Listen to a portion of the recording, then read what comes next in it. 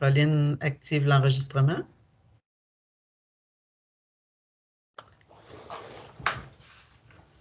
Alors, bonsoir, mon nom est Lise Geoffroy. Je suis responsable de l'information scolaire et de l'alternance travail-études au Cégep de Victoriaville.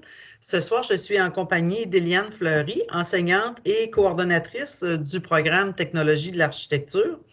Également avec nous, Caroline Vachon-Gagnon, qui va assurer un suivi du clavardage. Alors, si vous avez des questions, vous pouvez soit utiliser le petit visage avec la main pour lever votre main et poser votre question verbalement, ou l'écrire dans le clavardage et Caroline va nous les adresser là, au fur et à mesure. Donc, le programme de technologie de l'architecture mène à un diplôme d'études collégiales, donc un DEC. Et je vais tout de suite partager mon écran.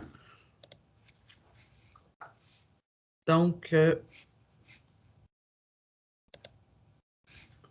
voilà.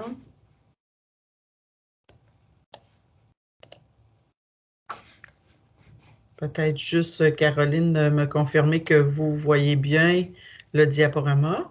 Oui, on voit très bien le diaporama. Parfait. Donc, nous avons accueilli depuis le mois d'août l'an passé, donc au début de cette année scolaire, notre toute première cohorte.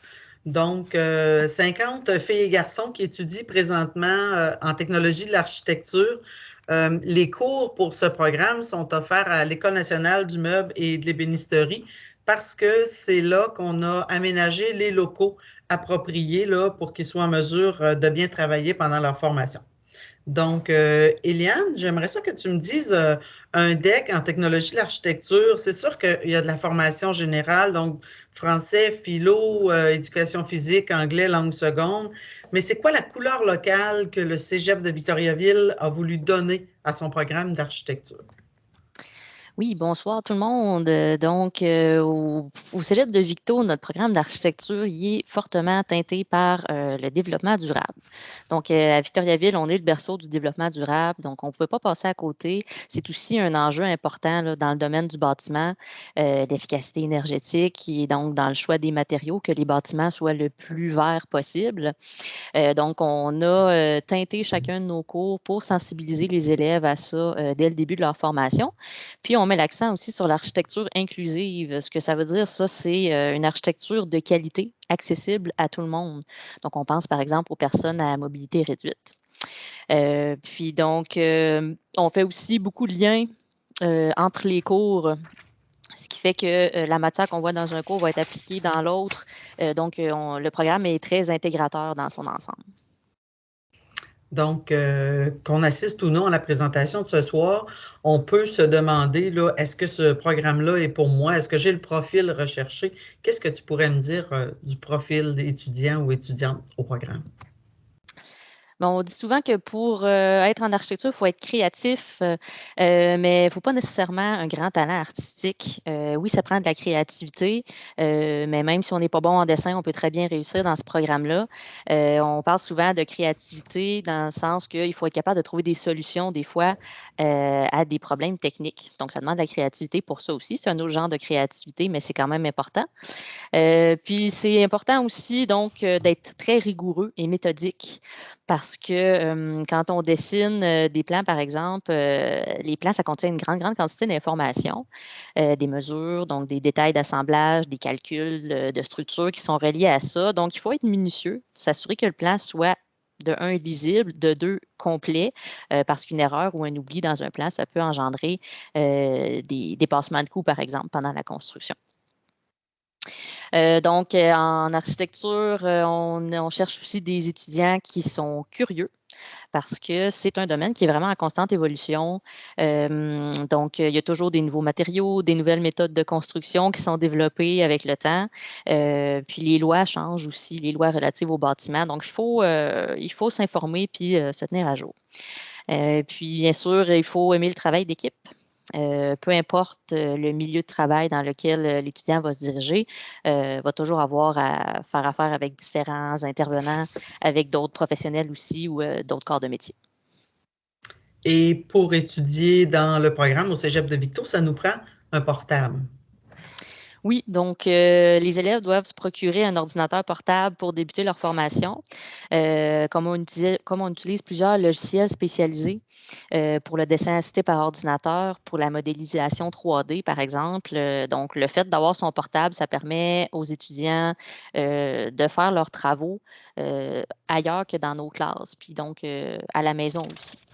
Puis donc, nos classes qui sont dédiées à la technologie de l'architecture sont équipées d'un deuxième écran, ce qui est vraiment optimal là, quand on travaille avec ce genre de logiciel-là. Et puis, c'est aussi la tendance pas mal sur le marché du travail, là, donc de travailler à 2 écrans. Et puis donc finalement, toujours en lien avec notre couleur locale, on essaie de limiter notre consommation de papier. Donc, la plupart des notes de cours sont déposées dans Teams. Les élèves peuvent télécharger tout ce qu'ils ont besoin sur leur portable, puis donc ils amènent leurs notes de cours partout avec eux sans avoir à traîner des tonnes de papier. D'accord. Est-ce qu'il y a des coûts pour les logiciels là, qui sont utilisés au programme? Non, c'est ça, le cégep a fait l'acquisition de licences réseau que les élèves donc peuvent télécharger gratuitement sur leur ordinateur. On les aide en début de la première session là, à installer les logiciels sur leur portable. D'accord. Je vais présenter de mon côté la grille de formation. Vous pouvez aller sur le site du Cégep de Victoriaville, là, dans Futurs élèves ou dans Programme. Donc, vous allez voir au niveau des decks techniques, vous cliquez sur Technologie de l'architecture et vous allez avoir là, l'ensemble des cours. Ce que je vous donne ici, c'est un peu le topo de votre formation. Donc, en première année, on commence avec 2 sessions d'études. Donc, c'est là qu'on apprend les bases de la profession. Et on va aussi avoir des activités, on va le voir un petit peu plus loin, dont celle d'accueillir des personnes en classe qui vont nous parler de la réalité du milieu du travail, ce qui pourrait déjà nous aider là, à regarder qu'est-ce qui nous intéresse comme milieu de stage. Premier été, premier stage en alternance travail-études. Donc, l'alternance travail-études, ce n'est pas obligatoire. Donc, c'est volontaire. Si on s'inscrit au parcours et qu'on désire faire le parcours en alternance travail-études, on va avoir une reconnaissance des heures faites sur le bulletin. Donc, on peut faire de 8 à 11 semaines de stage et l'employeur a l'obligation de vous payer, donc de vous rémunérer pendant le stage en alternance travail-études. Donc, on fait un premier stage, on revient, deuxième année, 2 sessions d'études encore et un deuxième stage pour les personnes qui auront choisi de faire de l'alternance travail-études. Normalement, quand on est en alternance travail-études, on n'a pas le droit de prendre des vacances, mais comme l'architecture est un domaine très, très connexe à la construction, si l'employeur qui vous emploie ferme pendant les semaines de la construction, bien, vous aurez 2 semaines de congé. C'est un privilège, là, parce que normalement, on n'a pas de vacances quand on est en ATE. Donc, retour aux études pour la dernière année. On est aux études à l'automne et à l'hiver, on aura 4 jours de stage. Cette fois-ci, c'est un stage crédité. Donc, le stage crédité est obligatoire pour la réussite du programme et l'employeur n'a pas d'obligation de vous rémunérer. Ça pourrait arriver, mais il n'y a pas d'obligation. Donc, c'est un peu l'ensemble du parcours. Et quand on termine, on peut aller soit à l'université ou aller sur le marché du travail. Vous allez voir un petit peu plus loin, là, qu'est-ce qu'on peut faire comme études universitaires. Je vous mentionne aussi que il y a des gens qui vont choisir de mettre leur parcours collégial sur 4 ans. C'est une tendance très, très fréquente actuellement. Donc, ça, c'est un choix personnel. Et s'il y en a qui pensent que ça pourrait les intéresser, bien, je vous invite à me poser des questions un petit peu plus loin là-dessus. Là, il y a différents scénarios possibles. Donc, j'aimerais ça maintenant, Eliane, que tu me parles un petit peu plus concrètement du contenu des cours. Oui, donc le programme là, est divisé un peu en 3 grands axes, si on veut. Donc, les élèves vont apprendre à faire de la conception de projets architecturaux. On a un projet de conception à chaque session. Donc, on commence par des petits projets simples comme des petites maisons, puis plus ça avance, donc plus on va vers des projets plus complexes, institutionnels, commerciaux. Donc, on touche un peu à tout. Puis, donc, pour effectuer des plans d'architecture, ben, on utilise beaucoup le dessin assisté par ordinateur. Donc, c'est notre deuxième volet principal. Donc, on va apprendre les logiciels qui sont les plus utilisés présentement sur le marché du travail, soit AutoCAD pour les plans 2D. Maintenant, à l'avenir, ça va beaucoup aussi vers le logiciel Revit. Donc, il est écrit BIM, c'est l'abréviation anglaise pour modélisation des données du bâtiment. Et puis, on apprend aussi, dès la première année, à faire de la modélisation 3D avec le logiciel SketchUp. Puis Photoshop, donc, ça va être pour retoucher les belles images qu'on fait avec ces logiciels-là. Puis, plus en fin de parcours, donc, les étudiants vont apprendre aussi à faire de la gestion de projet, donc, vont superviser toutes les étapes de réalisation d'un bâtiment, des premières esquisses jusqu'à la prise de possession par le client.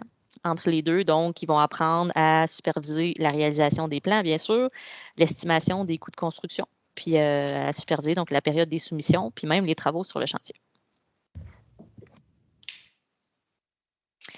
Donc là, on va voir un peu nos élèves en action. Donc, on a pris des photos de la première session pendant les cours. Ici, on voit un étudiant là, dans le cours de projet d'architecture initiation à la conception. Donc là, vous voyez bien nos postes de travail, comment les étudiants sont installés. Puis donc, c'est un cours dans lequel les élèves se familiarisent avec la conception architecturale, tout en découvrant les différents styles architecturaux qui ont marqué l'histoire. Donc, sur les images que vous voyez là, par exemple, à droite, ça montre le style déconstructiviste. Donc, qui est une architecture qui est faite pour déstabiliser, donc dans laquelle on va déconstruire la boîte, puis les murs vont être inclinés, les fenêtres aussi, puis même les planchers parfois. Donc, vous pourrez mettre ça dans votre culture générale. Puis, dans le cadre de ce cours-là, donc, les étudiants sont aussi initiés, comme je parlais tout à l'heure, au logiciel SketchUp pour la modélisation 3D, comme on peut le voir sur l'écran de l'étudiant sur cette photo.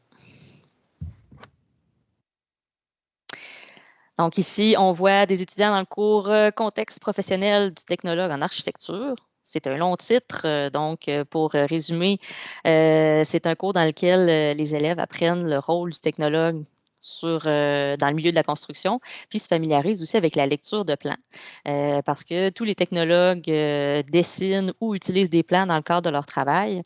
Donc, c'est important de comprendre dès le début de la formation les symboles utilisés, les conventions utilisées en dessin architectural.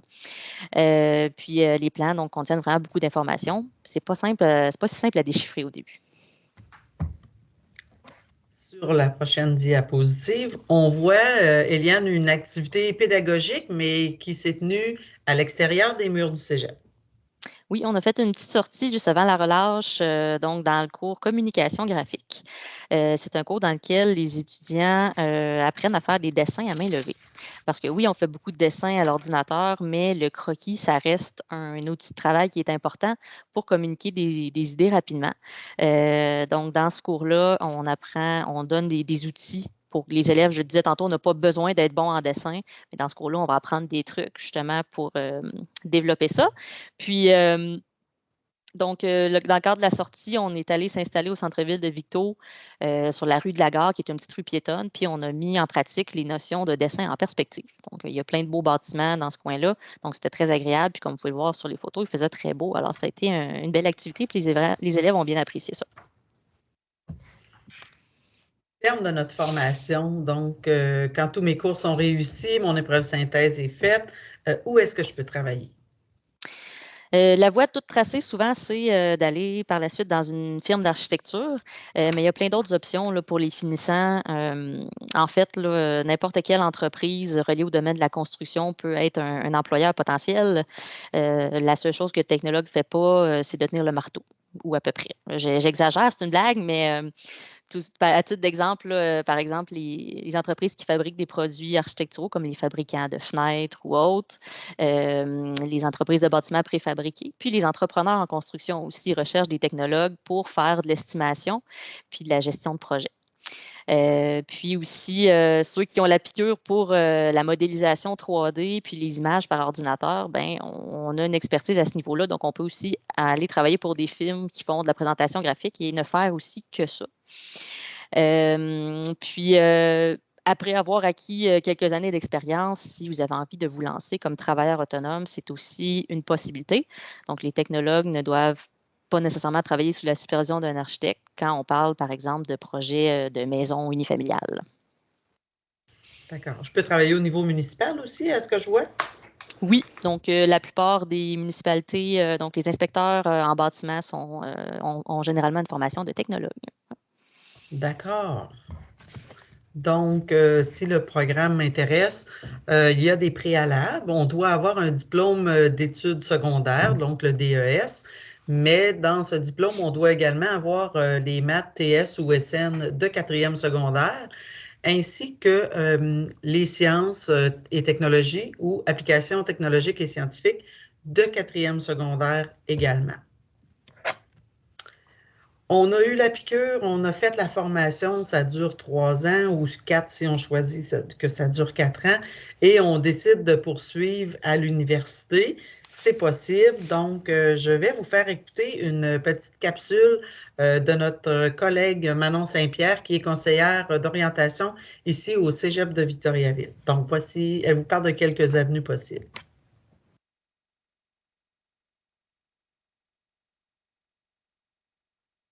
Lise, nous n'avons pas le son. OK, bouge pas. Je vais juste aller activer dans le partage. Petit problème de son, ça va. On repart, Manon. Manon, on recommence. Ça va? On ne voit pas ton partage d'écran présentement. Bon.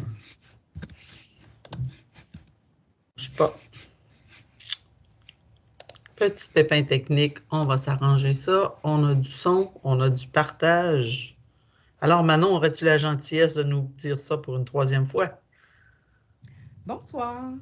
Alors oui, c'est possible de poursuivre des études universitaires à la suite de votre programme en technologie de l'architecture. Je vous donne quelques exemples de programmes qui sont accessibles directement après votre DEC, donc sans aucun préalable supplémentaire. Évidemment, vous avez le bac en architecture qui est possible à la suite de vos études. Également, architecture de paysage.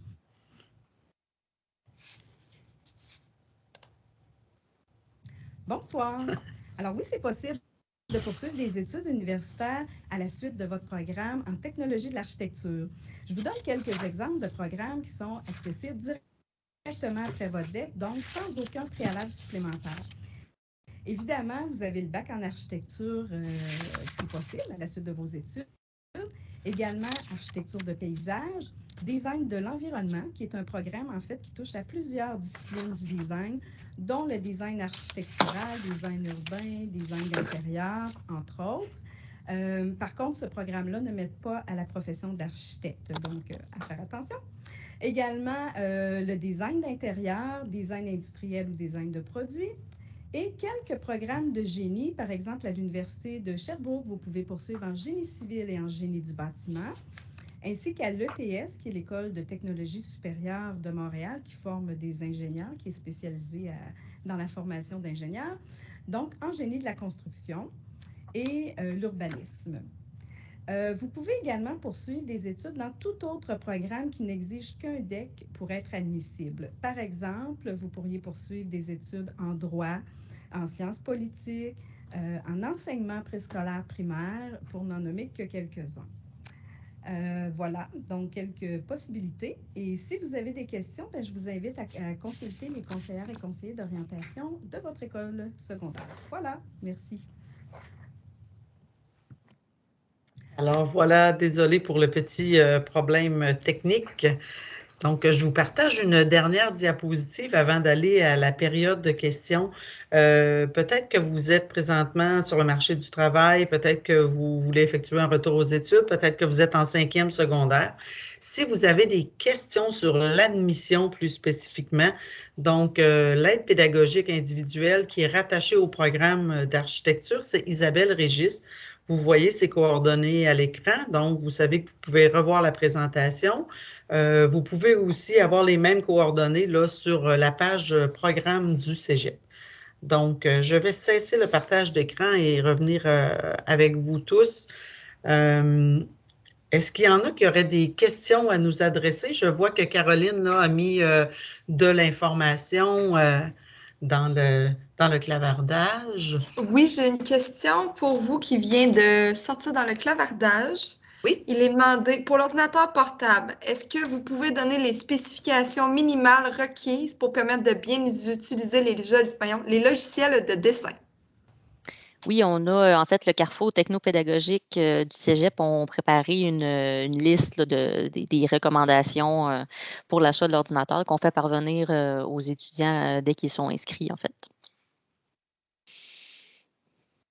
Juste pour vérifier, est-ce que, M. Bérubé, ça répond bien à votre question? Est-ce que c'est quelque chose que vous aimeriez avoir? Si vous voulez l'avoir d'avance, oui, on peut juste m'envoyer un petit courriel, je pourrais vous transmettre ça sans problème. Il a dit oui, merci, et il a mis un pouce en l'air. Donc, je crois que ça l'a répondu à sa question. Parfait, c'est bon. Je ne sais pas s'il y en a d'autres qui ont des questions. Gênez-vous pas, c'est vraiment le temps de poser vos questions. Donc, vous avez la coordonnatrice de programme et enseignante au programme, là, juste pour vous autres. Je vois, il y a quelqu'un qui est en train d'écrire. OK, on va laisser la personne finir de taper sa question. Moi, je vais en profiter pour vous dire que il y a des bourses. On entend parler beaucoup de bourses présentement. Donc, vous avez sûrement entendu parler de pénurie de main-d'œuvre. C'est vrai aussi là, dans le domaine de la technologie de l'architecture. Les bourses qu'on annonce, c'est les bourses Perspective Québec. Ce qu'on a entendu parler, mais on n'a pas tous les détails, c'est que à partir de l'automne 2022, donc les personnes qui étudieraient dans le programme pour une session réussie pourraient obtenir jusqu'à 1 500 $ par session. Donc, 3 000 $ par année sur 3 ans, 9 000 $ pour étudier dans un programme. Et ça n'enlève pas là, la possibilité que vous ayez le droit à l'aide financière selon votre situation financière aussi. Donc, ce n'est pas un ou l'autre. Je ne peux pas vous donner beaucoup de détails là-dessus, mais les bourses s'appellent les bourses Perspective Québec. Je vous invite à peut-être vous tenir au courant. Ça pourrait des fois peut-être influencer certaines personnes. C'est quand même non négligeable, 9 000 $ pour faire un parcours collégial. Donc, Caroline, on va y aller avec la question. Oui, on a eu est-ce que vous faites partie du SRAM ou du SRAC? Donc, je me suis permis de répondre que nous faisions partie du SRAC. Et je suis en train d'écrire les coordonnées pour rejoindre Isabelle Régis. Ensuite, j'ai 2 autres questions qui sont rentrées. Fait que pour les coordonnées de Mme Isabelle Régis, je vous les inscris, ça ne sera pas bien long. J'ai Molly qui demande, comme on en a parlé plus tôt, je voulais être sûre, est-ce qu'on doit avoir nos mathématiques, sciences nature ainsi que nos sciences fortes de secondaire 4? C'est TS ou SN de 4. Pour sciences fortes, là, je ne sais pas si c'est vraiment le nom que je t'ai donné, là, les sciences et technologies ou applications technologiques et scientifiques. Donc, tu peux peut-être, Molly, prendre la parole si tu te sens à l'aise de le faire là, et me dire à quelle école tu es présentement. Je viens de Drummondville, je suis à l'école Jeanne-Mance. OK. Peut-être juste voir avec ta conseillère ou ton conseiller d'orientation. Je ne sais pas c'est qui là par cœur là-bas, mais ils sont tout à fait au courant là. Donc, tu pourras aller voir sur la page du Cégep de Victo et demander à ta ou ton CO là, de vérifier et de t'assurer que tu as les bons préalables. OK, super, merci beaucoup. Nous avions une autre question de Justin qui voulait savoir si nous avions des ententes créditées avec des universités. Le programme, ben Eliane, tu pourras peut-être compléter, là, mais le programme de technologie de l'architecture là, vient de s'amorcer au Cégep de Victo. À ta connaissance, Eliane, on n'a pas d'entente spécifique hein, avec des établissements là, qu'on appelle DECBAC, là, des ententes signées par la direction. Non, c'est ça, pas d'entente exclusive, si on veut, là, mais il y a quand même des universités. En fait, c'est différent pour chaque université. L'expérience que j'ai, c'est par rapport au bac en architecture. Là, il y a des universités qui peuvent créditer certains cours, mais il y en a qui en créditent plus que d'autres. Là, donc, je ne sais pas exactement le nombre de crédits que ça peut donner. Oui, c'est à voir exactement. c'est à voir avec selon où, à quelle université on fait une demande. Là. Oui, puis encore une fois, je vous réfère au CO là, de votre établissement. Je ne sais pas, Justin, est-ce que tu peux me dire où est-ce que tu es présentement? Trois-Rivières. OK, Trois-Rivières. Donc, peut-être juste vérifier là, avec le CO de l'établissement où tu es, ou si tu n'es pas dans un établissement scolaire, il y en a dans les carrefours jeunesse-emploi aussi. Donc, il y a une bonne petite recherche à faire là, parce que c'est très, très inégal là, ce qui est reconnu dans les universités. Donc, tu sais, on va en parler pour Montréal, on va en parler pour l'Université Laval, mais tu sais, on n'a pas d'entente spécifique. Donc, c'est de voir ton parcours aussi pour voir ce qui va être reconnu, là. Donc, bien s'informer. J'avais encore une question de Justin, puis je vais juste mentionner que j'avais mis là, les coordonnées d'Isabelle Régis, autant son nom de téléphone avec son numéro de poste que son adresse courriel pour les personnes que ça pourrait intéresser. Et Justin demandait, est-ce qu'il faut avoir de la chimie physique de 5e secondaire si on désire poursuivre au baccalauréat en architecture? Les programmes que Manon a mentionnés tantôt, là, c'est des programmes pour lesquels on entre directement. Alors, à ma connaissance, on n'a pas d'autres préalables si on entre directement dans ceux-là. Effectivement.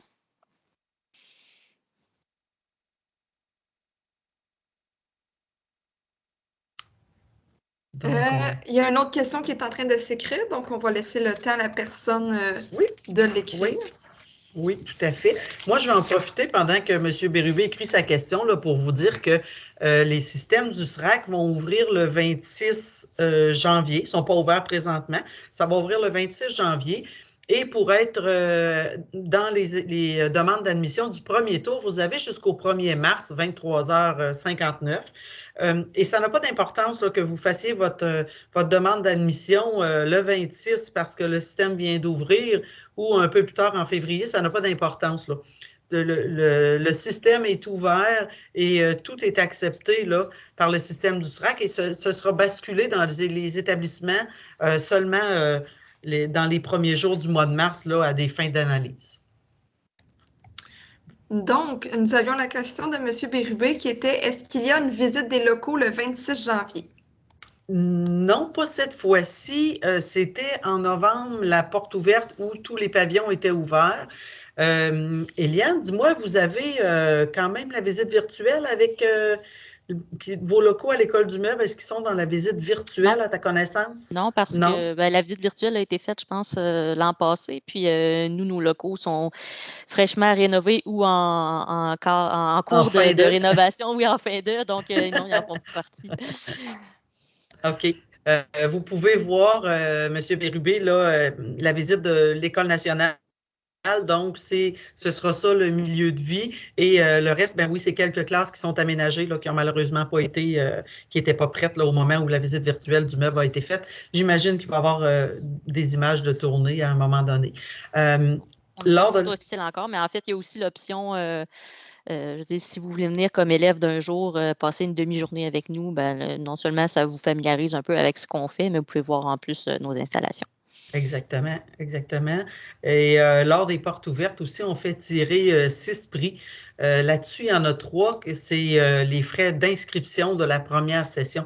Donc, c'est une valeur là, autour de 202 $ et 50. Je fais toujours la blague, mais c'est toujours pareil, et 50. Donc, si vous avez l'intention de vous inscrire, moi, je vous dirais, ben, venez quand même faire un tour et remplir le questionnaire d'évaluation parce que ce sont les étudiants qui s'inscrivent en vue de l'automne 2022 là, qui peuvent gagner ces 3 prix-là. On avait une autre question, oui. On avait une autre question, puis on avait une main levée, mais je vais juste spécifier les portes ouvertes du 26 janvier. C'est de 16h30 à 19h30 au cégep de Victoriaville. Oui, donc, au pavillon central. Au pavillon central. Donc, on va prendre la question parce que c'est elle qui est rentrée en premier. Ensuite, on va prendre la main levée. Nata, je ne t'oublie pas. Donc, Justin demandait dans le clavardage, c'est quoi la différence entre un architecte et un technologue en architecture? Ah, la question à 100$ qu'on me pose tout le temps. En fait, l'architecte et le technologue font des tâches très, très similaires. En fait, travaillent ensemble. Souvent, le technologue va souvent travailler sous la supervision de l'architecte. La grosse différence, c'est vraiment pour les technologues qui sont travailleurs autonomes. En fait, la loi sur les architectes réserve certaines activités pour les architectes, un peu comme la distinction entre le médecin et l'infirmière, par exemple. Donc, l'architecte qui est travailleur autonome, lui, va pouvoir faire à son compte seulement des projets, donc des plans de maisons unifamiliales ou des petits projets commerciaux, mais il y a des limites de superficie, là. Donc, un technologue seul ne peut pas faire de plans d'aéroport ou de centre d'achat ou d'hôtel, par exemple. D'accord. Parce qu'on pourrait, Eliane, passer par les sciences de la nature pour s'en aller directement en architecture à l'université. C'est un autre parcours possible si vraiment c'est le bac en architecture que vous souhaitez faire. Mais il y a le DEC préuniversitaire en sciences de la nature qui est un autre avenue possible. Ouais. OK. Mais c'est comme dans beaucoup de programmes qui offrent cette possibilité-là. Quand on passe par un programme technique qui est en lien, vous ne pouvez pas dire que je prêche pour ma paroisse parce que ce sont tous des programmes desquels je m'occupe. Là, moi, je n'enseigne pas dans aucun des programmes, mais on a toujours le choix de passer par une formation générale préuniversitaire. Pas toujours. On a souvent le choix et on peut le faire là, pour l'architecture au niveau universitaire. Sauf que on n'aura pas les mêmes connaissances en arrivant au niveau universitaire. La connaissance au niveau du domaine de l'architecture va être beaucoup plus grande pour la personne qui est passée par la technique. Par contre, effectivement, au niveau de la physique, au niveau de la chimie, au niveau des mathématiques, bien, ce sera différent. Donc, effectivement. Puis je connais plusieurs personnes, je connais des gens qui ont fait les deux parcours. Puis, bon, le préuniversitaire, c'est sûr que tu as 1 an de moins à faire, c'est 2 ans plutôt que 3. Mais ceux qui ont fait la technique en premier arrivent vraiment à l'université avec tout un bagage que les autres n'ont pas. Donc, connaissent déjà le milieu, connaissent déjà beaucoup de choses que à l'université, l'accent est mis plus sur le design, justement. Donc, d'arriver avec un bagage technique, ça aide vraiment beaucoup pour la suite du parcours. Donc, on va prendre la question de Nathan. Bonjour, j'ai adoré la présentation et j'aimerais juste, parce que je suis un peu dans un cas particulier, moi je suis étudiant en 12e année en Colombie-Britannique et j'aimerais savoir à peu près les équivalences. Je ne sais pas si est-ce que vous pouvez me renseigner sur ça ou ça sera Isabelle Ça va vraiment être Isabelle, oui. Oui. Parce que dans le fond, ça va y prendre ton parcours, ton bulletin, ça va y prendre tes bulletins, puis elle va regarder les équivalences là, pour s'assurer, notamment au niveau des préalables. OK. D'accord. Et est-ce que vous avez beaucoup d'étudiants qui viennent d'ailleurs, par exemple? D'autres provinces ou... Présentement, on a un étudiant qui vient de France. Ah, OK. Oui, mais les autres sont pas mal toutes de la région, je pense. Ce qu'il faut comprendre, là, c'est qu'on attendait beaucoup plus d'étudiants internationaux, mais disons, à cause de la COVID, c'est la première année d'enseignement. Le programme, c'est une toute nouvelle autorisation, donc c'est la première année qu'on l'enseigne. Et en plus, on est tombé dans un temps de pandémie. Donc, ça a fait en sorte qu'il y a des gens là, qui ont reporté. Là, Selon ce que je sais pour le moment, on a déjà 2 étudiants internationaux qui sont inscrits pour l'an prochain. OK, merci bien. Au revoir. Ça fait plaisir. Au revoir. Donc, je ne sais pas s'il y avait d'autres questions. Pour l'instant, non. Pour l'instant, non. Donc, voilà, je vous ai parlé des portes ouvertes. Élève d'un jour, c'est toujours possible en allant sur le site de vous inscrire comme élève d'un jour pour venir passer une demi-journée au programme, visiter les locaux, vous familiariser avec le campus ici au Cégep de Victoriaville. Je le mentionne pour Nathan, là, on a une résidence sur le campus. Si tu crois qu'il y a des bonnes chances que tu viennes étudier à Victo, je t'invite quand même à communiquer avec la personne qui est aux résidences parce que, étant donné qu'on a de plus en plus d'étudiants internationaux, donc les chambres sur le campus sont très, très en demande et ça ne t'engage à rien. De réserver une chambre, ça va aller avec la date à laquelle tu l'as réservée. Si jamais tu ne l'utilises pas, tu as juste à annuler ta réservation. Donc, je vous fais penser à ça. Donc, s'il n'y a pas d'autres questions, en mon nom personnel et au nom d'Éliane Fleury et de Caroline Vachon-Gagnon qui étaient avec nous ce soir, je vous remercie d'avoir été là. Je vous remercie pour vos questions toutes pertinentes et assurément qu'on va se revoir si vous venez aux portes ouvertes. Je vous souhaite une très belle fin de soirée. Au revoir tout le monde.